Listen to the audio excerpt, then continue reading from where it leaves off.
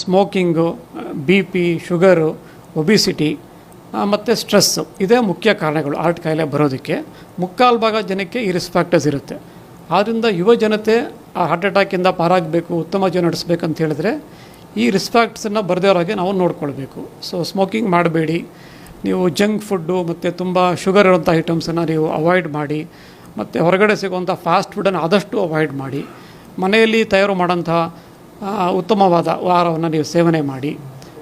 ಒಳ್ಳೆ ನಿದ್ರೆ ಮಾಡಿ, ಒಂದು 6ರಿಂದ 7 ಗಂಟೆನಾದ್ರೂ ನಿದ್ರೆ ಮಾಡಿ ಪ್ರತಿದಿನ. ಒತ್ತಡವನ್ನು ಆದಷ್ಟು ಕಡಿಮೆ ಮಾಡಿಕೊಡಿ. ದಿನಕ್ಕೆ ಮಿನಿಮಮ್ಮು ಒಂದು 30 ನಿಮಿಷ ವ್ಯಾಯಾಮವನ್ನು ಮಾಡಿ. ಸೊ ಇದೆಲ್ಲವನ್ನು ಮಾಡೋದ್ರಿಂದ ನಾವು ಹಾರ್ಟ್ ಕಾಯಿಲೆನ ತಡೆಗಟ್ಟಬಹುದು.